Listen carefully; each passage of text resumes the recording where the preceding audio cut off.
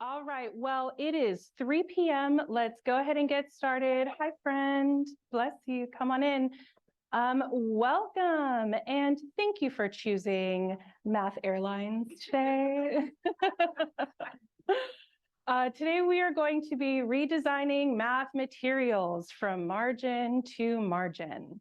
But in all seriousness, you had a lot of options to choose from today. So I thank you for prioritizing UDL and mathematics. I was overhearing, hi, you're all good. I was overhearing several conversations about why some of you chose to come here. So I want to just open up the floor really quickly for you to say hello to the people at your table and let them know a little bit of why you chose the session today. Let's take about 20 seconds. All right. Oh, okay. Group, can we try something really quickly? I did this at my last conference and I thought it was really sweet. If you have to go to the restroom, I apologize ahead of time. But can we do a lovely little recall of waterfall, waterfall, shh. Again, apologies to anyone who may need to go to the restroom, but that's what I'll be using for our session today. So I'm so sorry that I had to interrupt your sharing of your why, but I hope you're already identifying some kinship with the people in this room who are maybe here for some similar and/or different reasons. Math is kind of unique and beautiful and terrifying in that way, in that we all have really unique math stories sometimes. And the same can be said for our students, for our kids. So what we like to do here at Santa Clara County Office of Education is always try to rehumanize it. Because mathematics, from the time it was invented, from the time it was named, from the time it was described and defined, it's always been a human construct. It's always been rooted in some human relationship or some thing that humans shared with each other or some phenomena that humans experienced and observed in the world around them. So over time, we may have noticed that math has become a little cold. Math has become a little distanced from humanity to the point where we are somehow filling cars with 100 watermelons. And why? It's fine. So that's what we always try to keep as a focus here at Santa Clara County Office of Ed, is that we want to rehumanize mathematics. And math, as I mentioned, is super complex and super nuanced. So the more we can do that, the more fun we have with it as practitioners, and the more fun our kids have with it as learners and practitioners as well. So for our materials today, I do have a home base that I have designed for you. It has already been preloaded with some resources, and as our session goes on together, I'll make note of anything else that you'd like me to curate or find for you. There's a bit.ly at the bottom of the screen. It says sccoe.2/redesigning math materials. And that will take you directly to a Google Doc that has the link to the slides. It has some honorable mentions, some links to resources that I have designed for us to use today, and anything else that comes up during our time. So I invite everyone to plug that in, check that out, and then use it as a tool. Okay, so our objectives for today with my time with you is to do a quick overview of UDL, what the mindsets are, what the guidelines, create space for things like that. Just creating a baseline, because the session was geared for beginners and people who are maybe already starting to think about implementation in their different teams. I'd also like to hold space for us to experience math together in a redesigned way. And for anyone who's already taken a peek at the walls in the room around us, you know where I'm going with this. We're going to be building some thinking classrooms. I know, it's exciting. And then we're going to take a deeper dive into the concept of floors and ceilings for mathematics and do just a really quick high-level overview of just some considerations in our landscape of learners. That way, when we design a universally accessible lesson, we have more parameters in mind because the landscape of learners is constantly shifting. Bless you, bless you, bless you. I don't know if you've realized or noticed, but at my site with my teams, kids were so different than they were when I first started. And there are a ton of different things that we can point to that have contributed to that shift. But what we're going to focus on today is what to do with the shift, to kind of lean into it a little bit. And then how that pertains to floors and ceilings. And then to explore free resources and templates, as I mentioned, I am here presenting to you today as a representative of Santa Clara County Office. So we are here to curate and research for you. If you are coming to us from a different region of California, just know that you have a counterpart at your county office that does similar things that I do. So if you'd ever like more support with something, you can reach out to me, you can reach out to them. We are not trying to sell you anything. We are here to help. Okay, so I'm going to start with an excerpt from our new California Math Framework, which if you were following along with the California Department of Education board meetings in July, like I was here, you would know that we have adopted a new California Math Framework. The last time the state implemented and adopted a new framework was in 2013 with the Common Core state standards. And just as a real quick overview, why the framework is important is because it frames how the content standards and performance standards should be thought of, designed with, and assessed in the state of California. So it's the rule book or guidelines that the publishers are reading. It's the rule book or guidelines that credentialing programs are adhering to. It's basically a really nice compilation of the most recently published research and what we know about learning mathematics in a modern way. So I highly advise everyone check it out if you can do so. It's not in its pretty printable form yet. They're still very much delineated by line number. So if you want to wait to print it out, I would too, but it's definitely worth checking out. So I'm going to read this excerpt from Francis Sue, and it goes like this. A society without mathematical affection is like a city without concerts, parks, or museums. To miss out on mathematics is to live without an opportunity to play with beautiful ideas and see the world in a new light. Math can be a place of beauty, and math can be a place of passion, and math can be a place where people discover their identities. What we see in some math spaces, though, right now is the opposite of that. We see a lot of math trauma. We see a lot of people doubting themselves when they first walk through the door. I will never forget, one of my first years of teaching, I had a student transfer in about partway through the school year. They said, "Hi, my name is Jorge, and I hate math." I was like, "Hey, Jorge, nice to meet you. I'm going to try and teach you math." So it's something that needs to be named, and it's something that needs to be intentionally addressed, because right now, without that intention and without that naming, it is kind of quietly doing harm to our kids' identities, self-esteem, and trajectory in their education and beyond. So thanks, Francis Sue. And then don't forget to check out the new framework as well.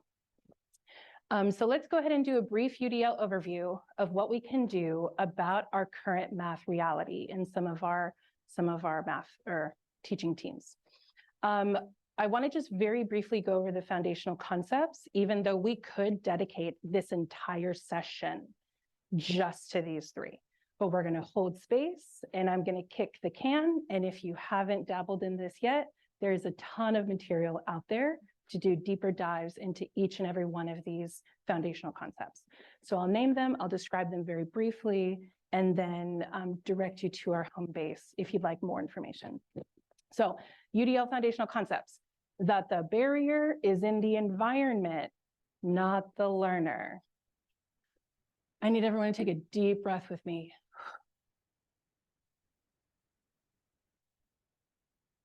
It's not the kid. It's not the student. From a backed up view, it's not the teacher. It's not the PLC. Backed up view, it's not the department. You see where I'm going with this? It's not the person. It's the environment that the person finds themselves in. It's the parameters put around the person. It's the expectations put around the person. Education is just one sector where we're having this conversation. But if you tune in to what else is going on in other labor movements, you will see that there is an active renegotiation of the people and what is considered acceptable working environments. UDL holds space for us to take a critical look, not just at those working environments, but at those learning environments from the kids' perspective. It's not them. The problem is not with them. Next, variability is the norm. It is contextual and it can be planned for. My favorite way to showcase this was a brainchild of a couple margaritas. Follow me. So if you have a piece of paper in front of you, I would love you to pick a little spot, pull out a writing utensil, and draw a star to yourself. Just really quickly. Draw a star to yourself. Make it a 5-point star.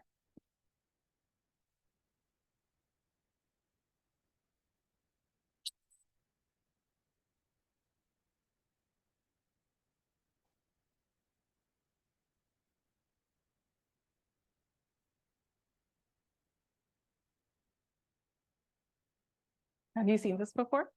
No? Okay. Okay, so draw a star to yourself if you have not done so yet. And take a look at your star, say hello to it. It's there to say hello to you. Okay, now look at the whiteboard and map out your star. Where did you start? Where did you go next?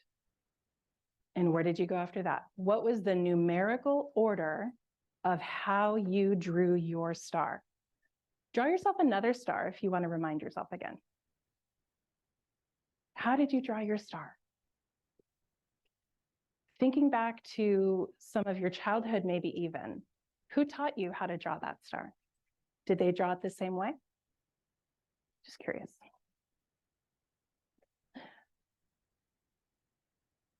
Okay, now here's the fun part. Do you have your order? Yeah? Okay, how many of you started to draw your star from the position of the number 5?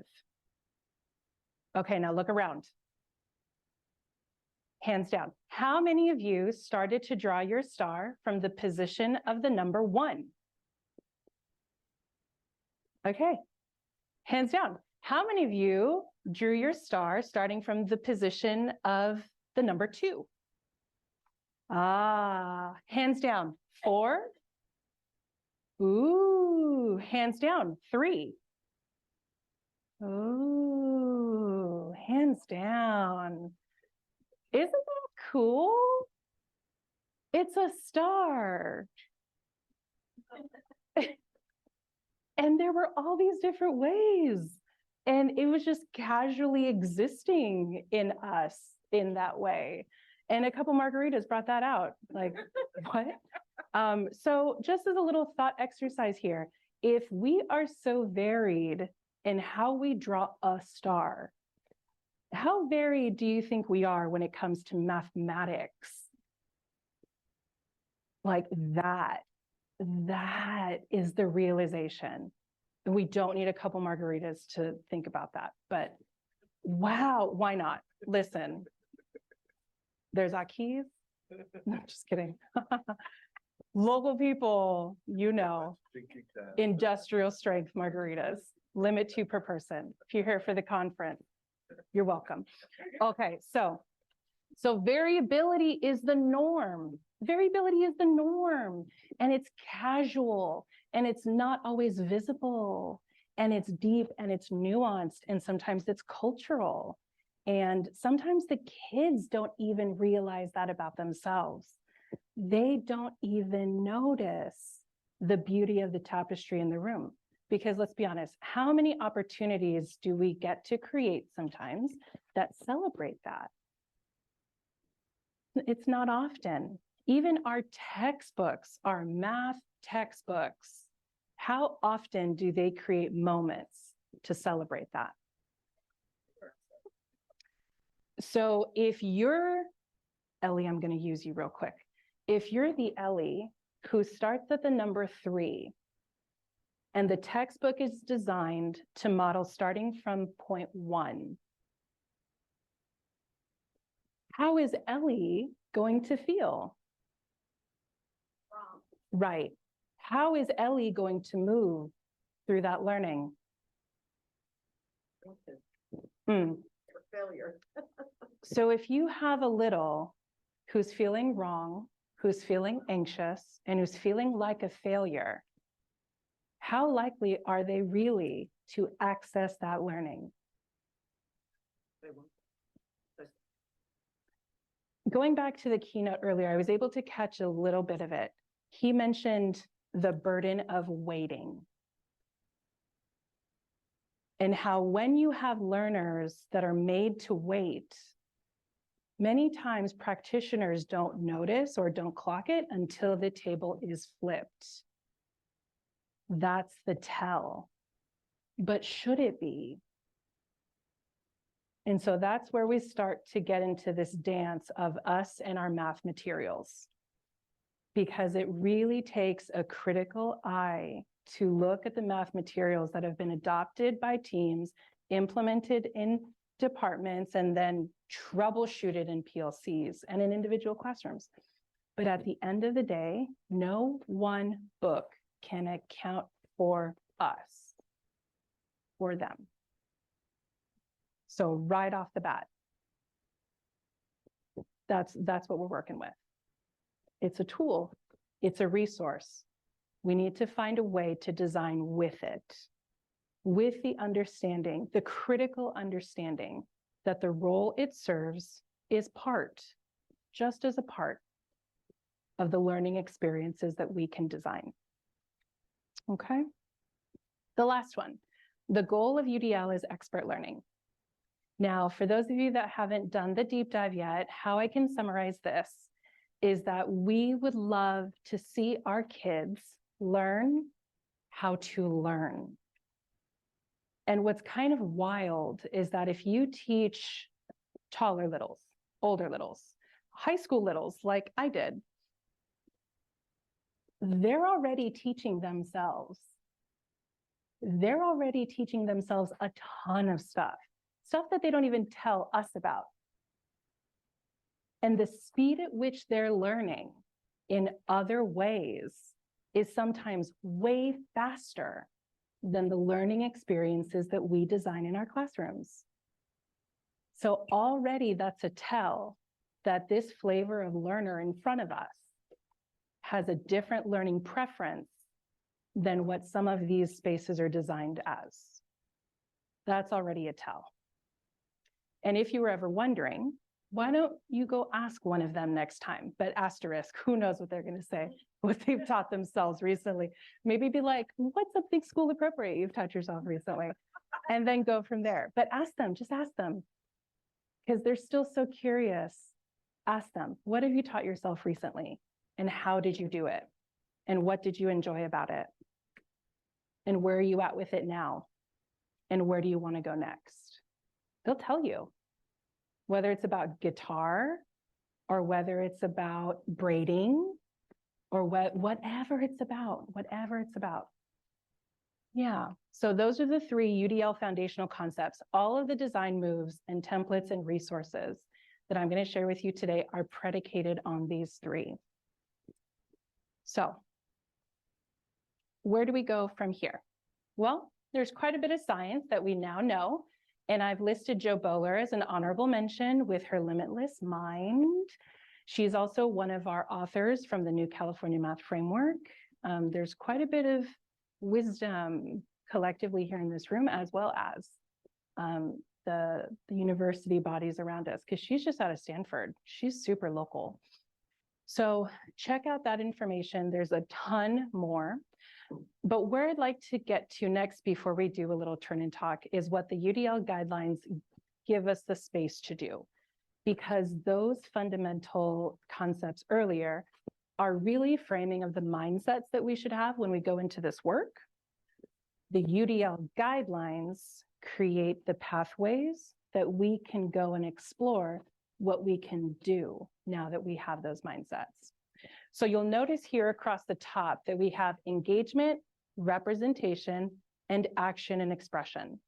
So what we know about engagement is that it basically frames the why of learning. And it has us asking ourselves, how will students engage? Next, we have representation. And it is the what of learning. And it has us asking ourselves, how will students perceive? And then lastly, we have action and expression. And that is the how of learning, which has us asking ourselves, how will students act on their understanding? What will they do? Now, all of these components are further broken down along the three here, which is a little hard to see. So I also have a paper poster, and it's broken down by access, building, and internalization. Now, this will be a little bit to go through. So like I mentioned, each and every one of these slides could be a whole session all on their own. Don't go there yet, because it is a rabbit hole if you haven't gone yet. Just like look at it, know that it's there. If you have a device, say hello to it, open it in a tab, and then, you know, go look later. But for now, let me just invite you to chat with the other people at your table about what we've discussed so far, and if anything is coming up for you. And people in the Zoom, if anyone has any questions, I will definitely take them now too. So let's take about 1 minute to go ahead and reflect with your table partners. Is anything coming up for you? Are there any ahas so far? What is sitting with you right now? Go ahead. And anything? Okay, thank you.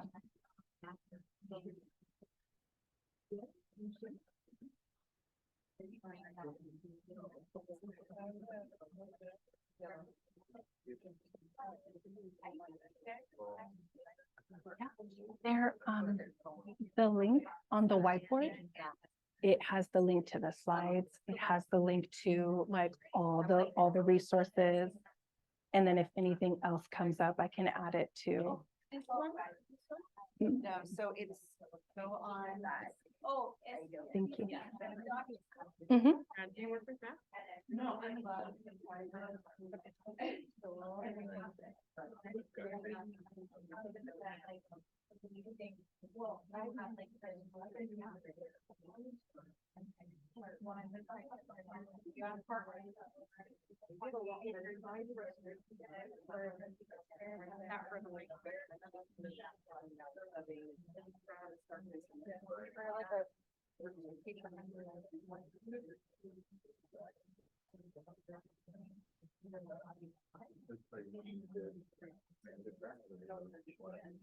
I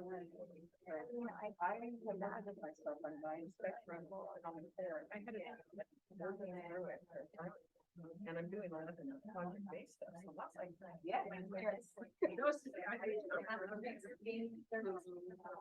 teaching groups, it's all about memorizing the language.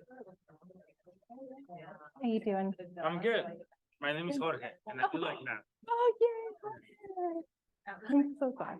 Yeah, I'm just kind of thinking, I teach high school, so I thought it'd be interesting to see like the session about, you know, elementary, because I feel like that's Where it's at. we see them in high school, like you said, you taught high school, you see all these things they've been carrying. Math is just like something they, before even like I try to teach them, I have to like open that shell they have built themselves. Yeah. It's super delicate, huh? Mhm. Yeah. And I'm also like thinking about getting the star and the multiple approach, which is true. But I also think in a way you wanna be like you might have a preferred way, but you should be able to do different ways. Mhm. Depending on like what you're working on, one might be better than the other. Understanding those Mhm. is important. Mhm. Totally. Entry, exit. Yeah. That's where it lives. Because they enter at their preference point and then scaffold. And then they exit at the learning target. Yeah, I know what you mean, especially because when I was teaching Algebra 1, Geo, and Algebra 2, I wanted the alignment. And I knew that there were some ways of modeling that would be helpful to them over time. Yeah. And it may not have been their entry point, Yeah. but they still needed it. So, you know, I didn't choose. Yeah. I said all of them.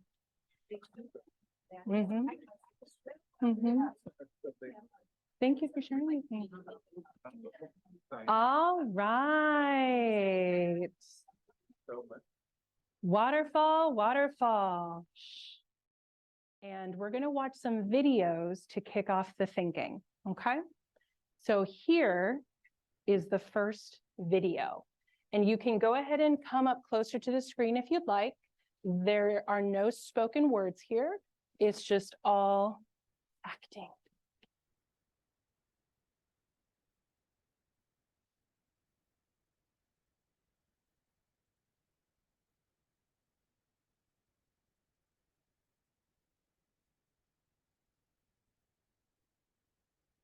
This was shot in his kitchen, by the way.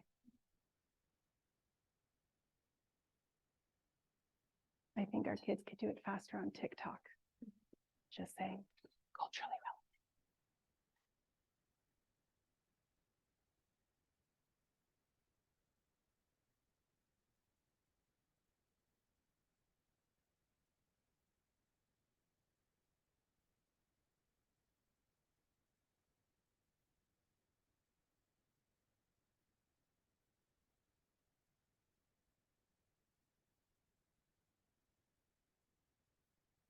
Okay, and that's it.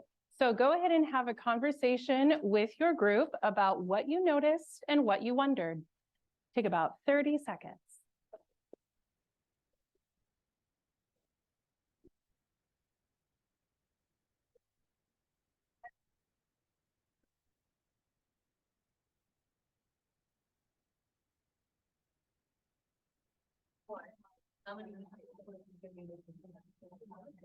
And so I was wondering what does move and also we needed to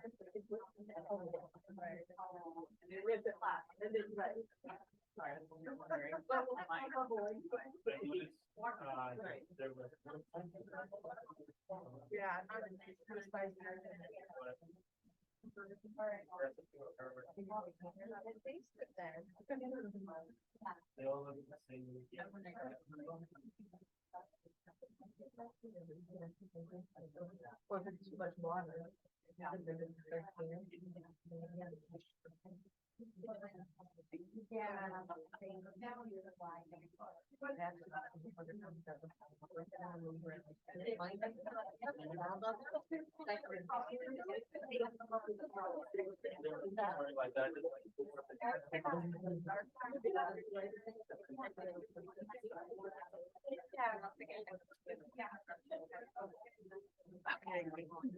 What was your name again? Susan. Susan. Hey, So Susan. they're doing the same thing. Beautiful. Can I have you read their responses to me? I'll read them. Thank you. Responses on. To the noticing and wondering? Okay. Okay, so Brittany, could I get your so I would love to hear from the groups. I'm going to collect your responses and display them for everyone to see. So what did we notice? If you do want to share, I'm gonna give you the microphone so Uh-huh. that it can go to the participants on Zoom so they can. Yes. You had your hand up. Oh, I'm sorry. Yeah, you're like. You did now, thanks. What did I notice? I noticed that there were two kinds of measuring cups that were used. Mm. Mhm. Mhm, mhm, mhm, mhm. We noticed that they made 4 pancakes and we Mm. wondered why they didn't use the frozen ones instead. Oh, why didn't they use the frozen ones? Okay. Okay, I'm cheating. I did this before with parents. I used to work here. Don't say anything. So we did, okay, so you had the variance between liquid, solids, measurement, different types of instruments for measurement, time intervals for having it on, in the fry pan, time intervals for when you flipped it, how you flipped it, how many times you may have scooped it around. On the one you scooped longer than the other, you may Mhm. not have noticed that, Mm-hmm. trying to flip it. Uh-huh. And so there were a lot of variances where you could kind of do a whole chart and then have the kids, determine all those projections and then go back and really measure everything. And then they would love it. Interdisciplinary people, could we see some space for something like this? Oh, yes. Some science. Oh, yes. Oh, yes. Good noticings. Thank you. A couple more. They used a measuring cup. However, they didn't really measure. They didn't level it off. So, I'm gonna and their put- pancakes were too thin. They needed Right. to be thicker. I'm going to They put needed to add more mixture. measuring in quotes, and then I'm going to put pancakes in quotes. Measuring the pancakes. Yes. I've had so many people get offended that there was no butter even. They were like, pancakes. I was wondering like if they had used too much liquid because they were so flat. Mm. All right, and this is from our virtual people. They noticed that there were 4 pancakes in 2 groups of 2, and Ooh. they wondered if there was any batter left over and how long it took to cook them. Wait. Is there any batter left over? And how long did it take to cook them? Thank you. Oh, another one. Here, see, once we get started. Yes. I was wondering whether the person flipped the first set of pancakes or not, because I noticed that the second set of pancakes were brown, first set was not.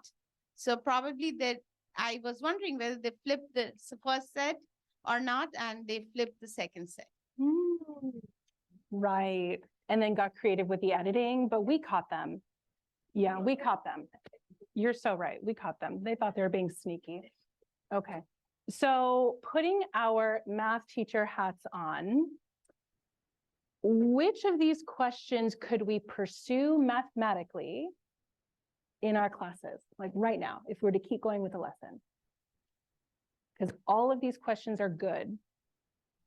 Which of these questions can we measure? The liquid. Yeah, that was just saying the liquids you could Uh-huh. like measure looking at the fluffiness by like how much liquid or how much of the solid you put in. Oh, how much of the mix was, uh-huh. Teachers who teach ratios, did we see something in that? How much of the mix was solid? How much of the mix was liquid? Beautiful quantifiable question. Another one. We could possibly create a graph about the different coloration of the pancakes. Again, we show the receipts, Graham Fletcher. Okay, good. So where can I make a note of that? Noticing, wondering, how how can we model? Yeah, better. How can we represent the different colors of the pancakes? That would be a very interesting visual. We would probably need to create a lab, wouldn't we? Make some pancakes in our classroom. Darn. That question makes me think about the other one about how long did it take to cook them? And if that, Maybe a connected question. Maybe we're rejecting even choosing one. Like, why are we choosing one question? There's so many good questions here. Yeah, so true. I have a question that I'm going to guide you with a little bit, if you'll allow me. I'm going to have us focus on this for just a moment. Is there any batter left over? And can you see where I might go with this next? How many more pancakes can we make? Okay, so if we were to prioritize, because I agree with those of you who are like, don't make me choose. I agree, we would have these collected, we would have these displayed, and we would keep going with them. But for the sake of today, let's focus on that one. Is there any batter left over, and how many more pancakes can we make? So here's what's going to happen. We're going to answer that. We're going to answer that. We're going to answer that together today. So what information do you need to figure out how many pancakes will they be able to make? Because I'm going to ask you to estimate. And this is the video. So I'm going to play the video one more time, and then you and your group are going to think about that. What information do you need to figure this out?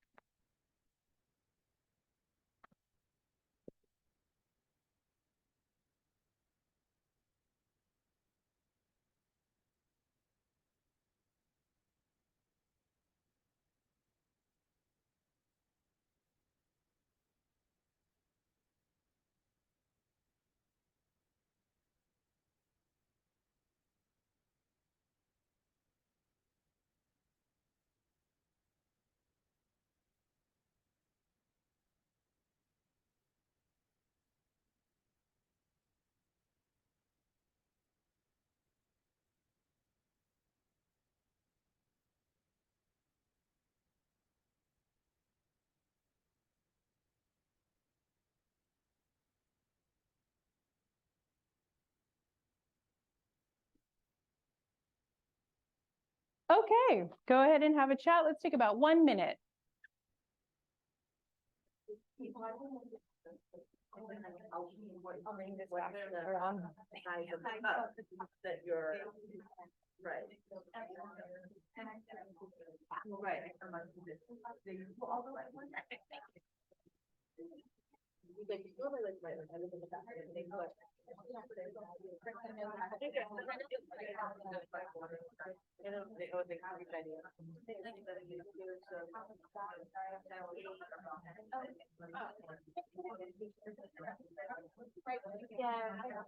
Not unless you want to.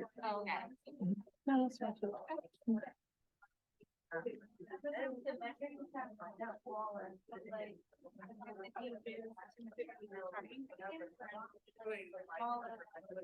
Okay, about 10 more seconds. 10 more seconds to think about this. Or less. Okay, what information would you like to know? What's your wish list? We'll just popcorn them out. Final batter measurement. Final batter measurement. And how much you're actually putting in, what your measurement is each time you put a pancake in. Right, because measuring. Have your 1 to 2, 1 to 4, 1 to Mm. 6, 1 to 8 ratio. And Yep. Okay, good. What else would we like to know? The recipe, right, for the pancakes.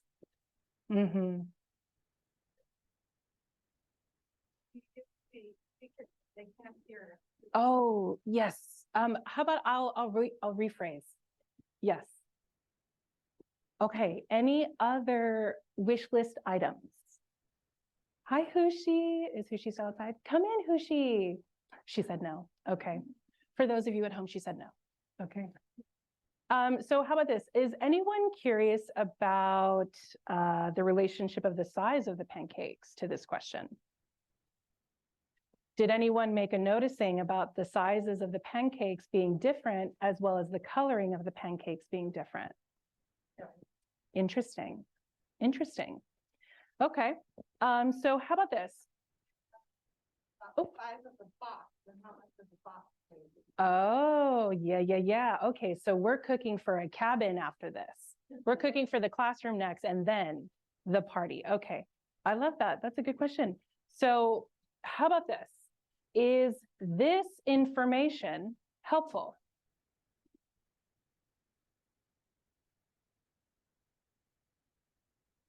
Remember, the question is, how many pancakes will they be able to make? That was the question. So with this information, you and your group will now estimate. Give me a number or a range. How many pancakes will this person be able to make? I'll give you 2 minutes. You have the white books, you have your marker, and you have your minds. Have fun.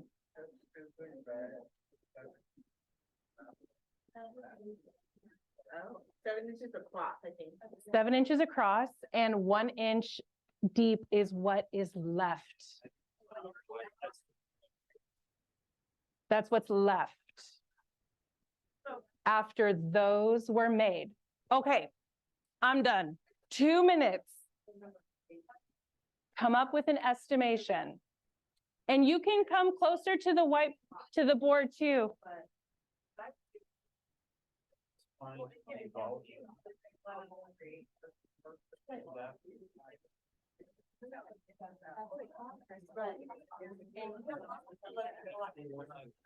many more can they make with the left?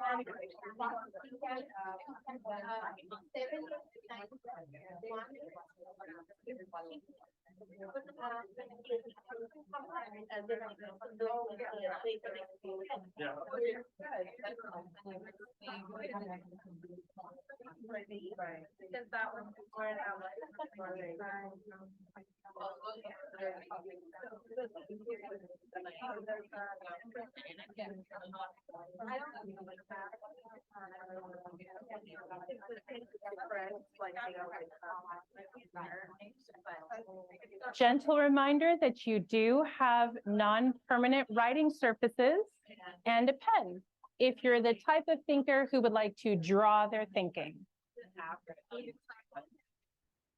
And it could be mental math. Mhm. Mhm. That's what the kids will say anyway, huh? Right.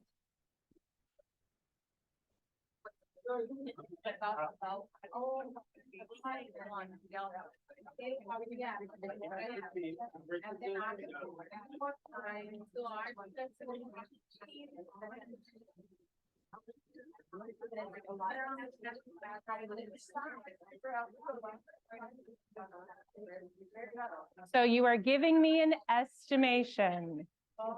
Just an estimation.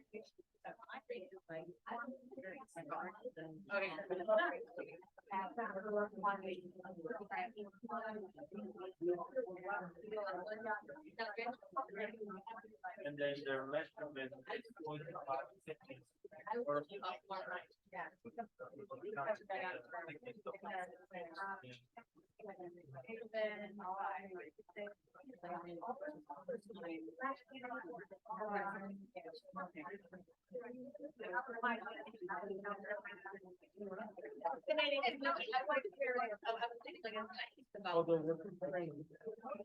diameter.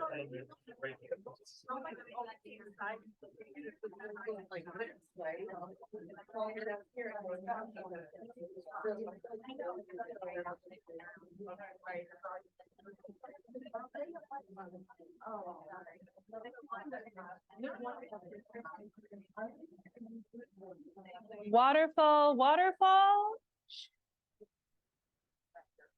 Mathematicians, what do you really wish the bowl was in the shape of right about now?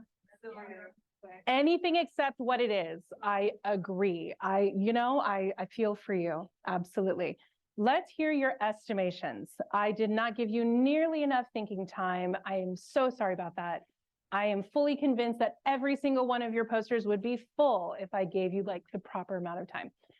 You'll just have to go home and keep thinking, won't you?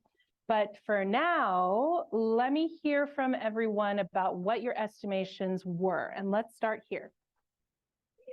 About 4 pancakes. Okay, love that. 4 additional pancakes. Can you describe the way in which you came to that estimation very briefly? And maybe let me get you the microphone, actually. This would be, let me not repeat everything you say and have you say it in your own words. I don't want to. Yeah. Okay, so we calculated the area of the little individual pancakes, and then we multiplied it with 0.25 because that's the thickness of the pancake, and then we subtracted that from the estimated area of the batter left, and then that's how we got number 4. Excellent, thank you. Can we give some snaps to our first sharers? Thank you, woo. Okay, next group, what is your estimation and how, very briefly, how did you get it? Pretty much on the same. Oh, okay.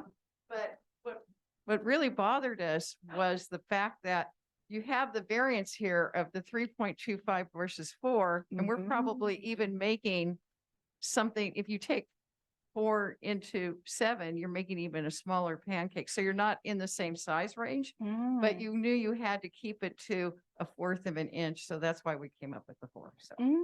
Excellent. Thank you. Can we get some snaps for our group that shared? Thank you.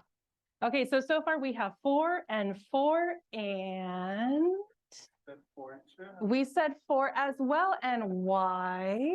Oh, well, if you could see our chart, you could see why. Okay. We looked at volume to get to 4. Yeah. Ooh, woo. We were looking for a little more UDL to access it a little more, you know? We did what we could. We looked at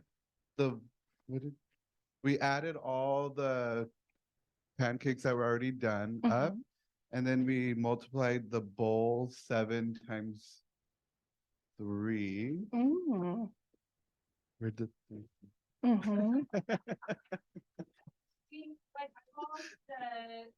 we eyeballed the dimensions. So we looked at like kind of like the reservoir of pancake batter, how it went down. And we're like, maybe that was like originally 3 inches. And multiplied that times 7. So you were looking at this line. Yeah. Okay. So that gave us some information, whether it's helpful or not, we don't know. We'll find out. Then we added the pancakes together to figure out the volume. And it kind of averaged to be around 3.62 inches. Okay. So in pancake number, that was what again?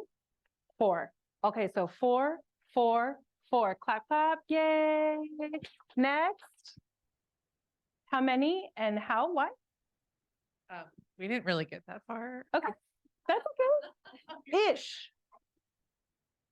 I think what happened was that, well, at least for me, I'm a like visual learner and I need to have like the pictures and like the cups so that I can actually like touch it and see it. Love that. So we started drawing. I don't know if you could see, we started drawing the cup so that we can actually see it. So we could have a better understanding of how to approach it. Love it. And then we were starting to you guys had think outside the box because we Oh, couldn't like figure it out. So we were wondering like if we draw lines to make it look like a square, can we find a more information that can help us solve the problem? But we did find the average pancake was 3.5 according to the information that was given, and that's as far as we got. We don't Okay. have a definite answer. We do have a guess of 5. Of 5. Yes. I don't know if I need this. We decided that since the top layer of batter that was left was 7 inches, that the easiest way would be to make like the 3.5 inch pancakes. And so that would be 2 on the top, the top 0.25 inch, and then 1 and a little bit less on the second one, and then the rest of the third and the fourth on that, and then the 5th on the bottom. So you were literally visualizing the slices of the layers. Multidimensional calculus teachers loved you, I bet. I bet they loved you. Beautiful vision. Can we get snaps for the shares? Thank you. Okay, how many pancakes? Well, we have 8 different answers, but I'm gonna go with 14. Woo, And the 14. reason why is because 7 inches in diameter, 1 inch in height is 7 inches. Divided by 0.25, being that each pancake is gonna have to be 0.25 inches thick. But diameter wise, the pancake's gonna be 1 inch each, and there's gonna be 14 1-inch teeny tiny pancakes. Let's see it. Snaps for our sharers. Thank you. So we all had different answers. Initially, I thought there were going to be 4, like many of us in here, because I went 0.25 into 1 inch batter left. And that just gave me 4, and I was good with that. And then I was like, well, maybe it's just 1 pancake and it's 7 inches, and it's when it cooks down, it's 0.25 inches thick. So maybe there's just 1 left. Maybe. Right? Be done with it. Just there dump were some the other whole ideas, but we're gonna stop there. Okay. Snaps for our sharers. Thank you. Okay. How many pancakes and why? A lot more. And I guess it just depends on how small or big you make them. So it could be just 1 really giant, enormous one. But what I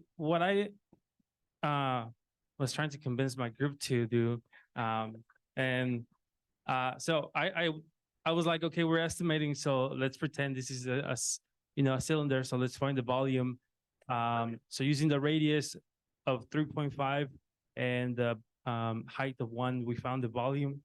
And then we took the average of those 4 and just estimated to be at 3.5. And I was like, if we stack them all together, they would be 1 inch in thickness. But then when we did the math, seems like when we divide 49 halves by 49 16ths, we'll still be able to fit 8 of them in there. And that seems like a lot of pancakes. Okay, thank our thinkers. Okay. Oh, wait. And we're not sitting down yet. Okay, one more. Yes, from the Zoom room. From the Zoom room, they say 4, and they said they visualized what was left to scoop out. Okay, love it. Did we notice the variability of responses and thinking that we heard just in that short span of time? That was beautiful because we are all working on the same thing at the same time. Now, if we had more time, we would have done a nice little gallery walk. It would have been called mobility of knowledge. I would have allowed all groups to redo their estimates with that new information and then redo the entire cycle of inquiry one more time. That way we're promoting that social interaction and that social means of learning, and we keep it light, we keep it casual, we keep it fun. Did you notice the volume in this room when I gave you that math problem? And compare that to the volume in the room of other math problems sometimes. Just saying. So the reveal, are you ready? Yes. Let's see. 4, 4, 4, 5. 14, 14, 14, 8. Okay. Woo. Oh. Okay. Wait, there is an 8. 8. Oh. There's a 10. Graham. Way more. Wait. Oh. 15. 15. All right, now you can thank your thought partners.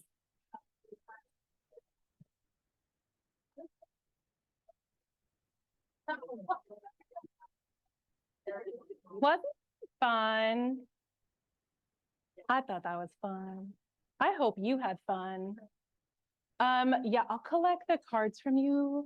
Yeah, at some point, maybe at the door. Thank you. Oh. So, listen, mathematicians, that was only 3 acts. We remember the awesome list of questions that we had generated organically through just thinking about things. Following those rabbits down those story times could be the 4th act. It could be that camping trip, it could be that cabin trip, it could be that family reunion, it could be whatever context has organically and naturally come up for you and your learners. That could be the extension to this work.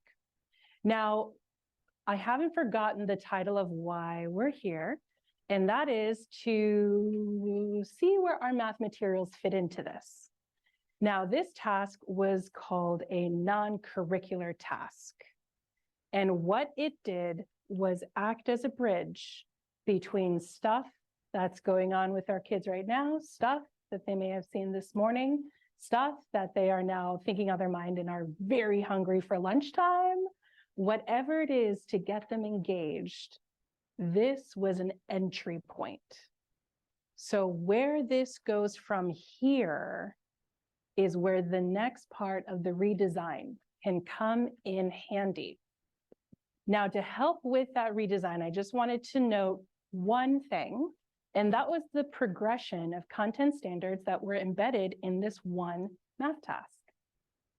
I made a comment to a group earlier that I got to see, I was very lucky, got to see Graham Fletcher go from a video of peeling an apple to 3-dimensional calculus. All through videos, inquiries, social learning, sharing of learning, redesigning of their learning, and repeat. Slice and repeat, slice and repeat. And we just sliced from 4th grade to high school. Although if we were to revisit what was said earlier about the stacking of pancakes in the bowl, I would actually make an argument for even more because of the complexity of the shape of the bowl. So there are ways that we can design for learning experiences to be in the modality that kids enjoy, to slice deep enough into several points of entry in terms of coherence, and to map that coherence in such a way that their exit point may be where we'd like them to get to in terms of a learning target or farther.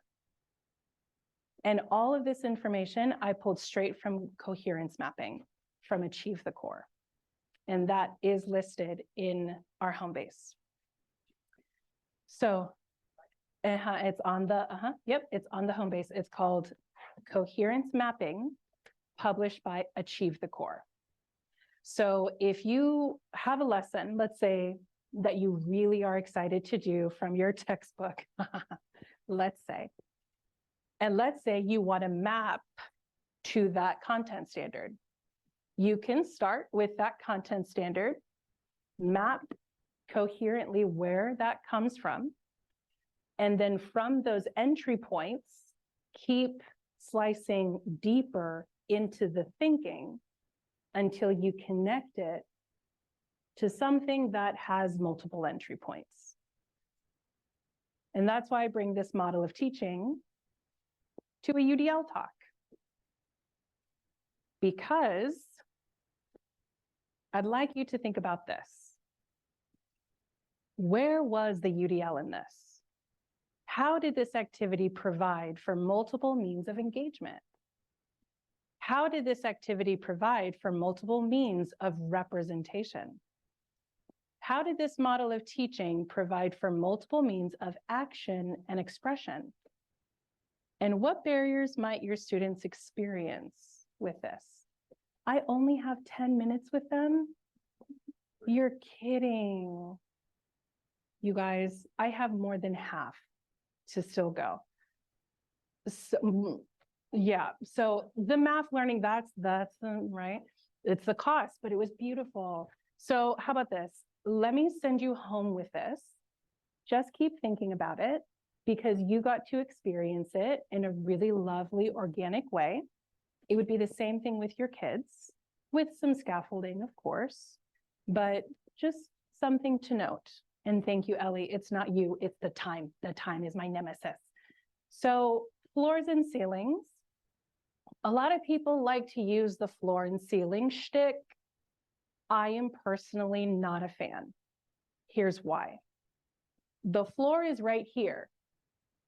What are we doing to the floor? That doesn't feel nice. And where's the ceiling in comparison? It's above. Yeah, what? It's unnecessary. We really don't want anyone to feel shame or embarrassment about where they are in the learning. We already know that learners are so varied. We already know that mathematical concepts are so nuanced and can slice super deeply in the thinking. We don't need to make it vertical to create like an artificial power structure here. We don't need that. So what I'd like to do is reframe this way of thinking as like a really big freeway system. Like a really big freeway system that has a ton of lanes and a ton of exits and a ton of entry points and a ton of bridges and a ton of underpasses and a ton of different pathways for people to travel. All of our students are little cars in this system somewhere, and they're driving at different speeds, and sometimes they're signaling and sometimes they're not. And sometimes they're exiting and sometimes they're getting on. And you see where I'm going with this. There are a lot of different ways we can go. So we know with emerging science and research that us and our brains wake up a different person every single day. And that our brains don't stop developing, quote unquote, until our mid-20s on average. So the fact that we have our littles up to our littles, and that gets to what, age 18? Their brains will continue to keep developing in ways that they cannot even foresee yet. So in the grand scheme of things, there's a lot to consider. In fact, COVID was a huge interrupter. And we're not going to sit with it. Drop your shoulders if you need to. We're not going to sit with it. But what I wanted to point out was that wherever your kids are, you can map where they came from. So if you're an 8th grade teacher and you teach 8th graders, each of those 8th graders got their 4th grade cut in half. What impact do you think that had on their mathematical development of coherence? Social as well. All of it. And we can trace each of those points of interruption for each and every one of these cohorts. It's something to do some healing work around still.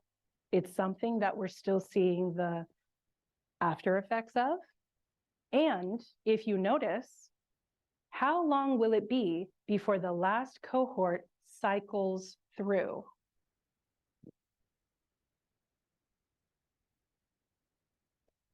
Remembering that every cohort that follows has uniquely different needs. Not just because they are varied learners, but also because where they were in their coherence mapping was different. Big. This is big. So in terms of our learners and designing for them, it is imperative now more than ever to, with clarity and critical lenses, take a look at where they are. Not because it's their fault, but it's because it's where they are. And to make design choices to slice deep enough into the coherence to create a pathway to where you'd like them to get through. So the design process, according to UDL, there are many, liberatory design is another one, is to set clear and rigorous goals. Do not drop that rigor. It's not about dropping it. They will never be able to meet or exceed grade level content if they never see grade level content. They need to see it. And they need more lanes. Anticipate variability, because whether they show you or not, it's there. Design options to reduce barriers. If you can get to the sweet spot where you know your students well enough to anticipate those barriers, now there are things that you see clearly enough to design for. So in terms of setting those goals, make them flexible. You don't need to write the navigation for them. They'll figure it out. Make them clear and discreet, small enough for them to hit. Make them challenging, make it rigorous, and dare I say, this is not UDL, but I think it's important, make it relevant. If you can. If you can. Because if the kids don't care about it, they won't care about it. It's not personal. It's just not TikTok. Another one. Anticipating variability. Oi, skip. From designing for the imaginary average, and this is where the title came from, we know that does not exist. So design for that variability, because we know that there is a wide distance of a tapestry of where our learners are at. Bye, friends. And then the last one, designing options to reduce barriers. Just know that options give learners choice. Choice builds agency, and that agency is what we want to breed expert learning. We want them to learn how to learn.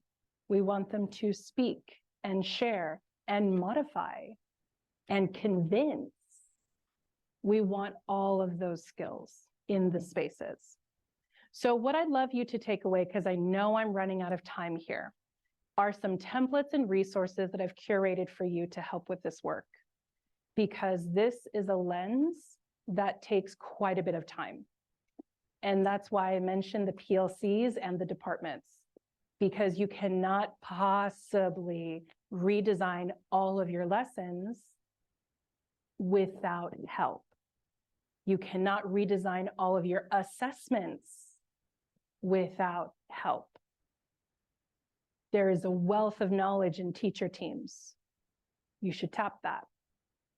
Tap into that resource.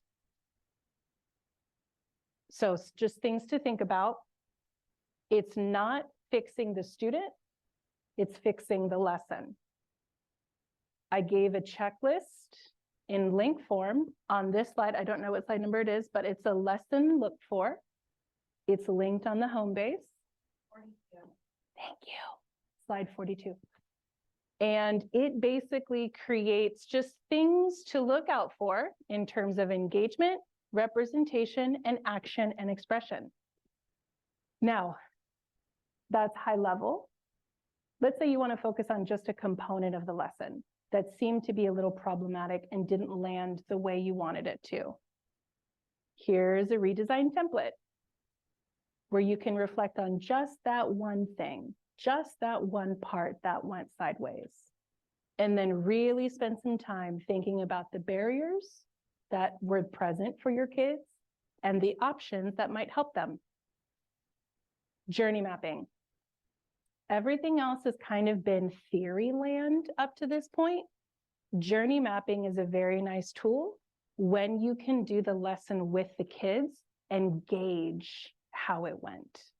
So if they liked it, their dot may be above that dash line. If they didn't like that turn and talk because they don't like the partner they're working with and they didn't want to talk today, then their dot goes below the dotted line. And when you have your spread of your learners, you will be better able to choose which components of the lesson to prioritize the redesigning of. Because you're not going to redesign the whole thing. You're going to redesign the components that need the redesigning. That's the pragmatic part of this work. So with everything being said, there's a ton of stuff out there. I invite you to click through it all. These are cool because they give you a snapshot view of grade level content standards on one page. And then the items that are on that grade level snapshot connect to items on another grade snapshot. Along with those are teacher notes and student notes.